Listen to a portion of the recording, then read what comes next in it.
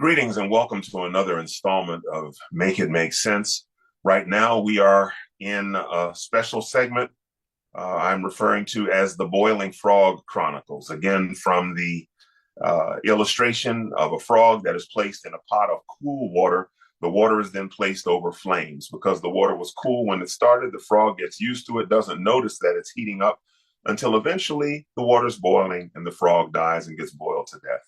I'm asserting that that is what is in the process of happening to the constitutional republic known as the United States of America. As the Supreme Court is determined to use the Constitution for toilet paper, and people are just doing whatever they want, whenever they want, calling things that are not legal, that have never been legal before, and they're calling them legal now, those kinds of things, that the water is heating up.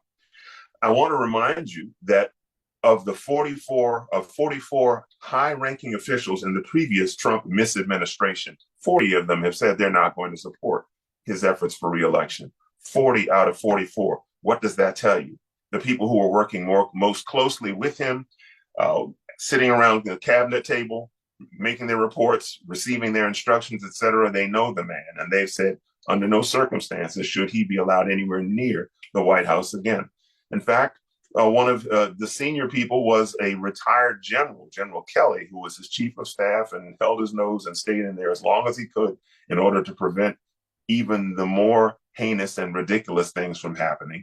And then, of course, we know the General Mark Milley, who four-star general, Marine, chief of, was it the Joint Chiefs of Staff chair, and just sometimes refused to even do the things that Trump wanted him to do because he knew they were illegal and knew they were wrong.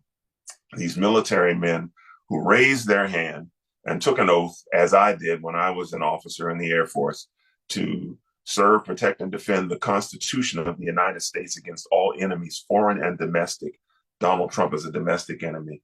And if we allow him back in the White House, he's already shown us who he is. 40 out of 44 of the people that worked for him in his last misadministration have said, no, absolutely not. And in fact, the military officers who pride themselves on their integrity look at this man and feel as if he is one of the most integrity-less, bereft of integrity human beings that they've ever met. And then finally, even his own vice president, Mike Pence, the guy he called a hit on January 6th because Pence would not violate the law to keep him in office when he lost an election to Joe Biden by 7 million votes. Come on, y'all, make it make sense. Stop falling for the okie doke. The water's heating up. Over and out.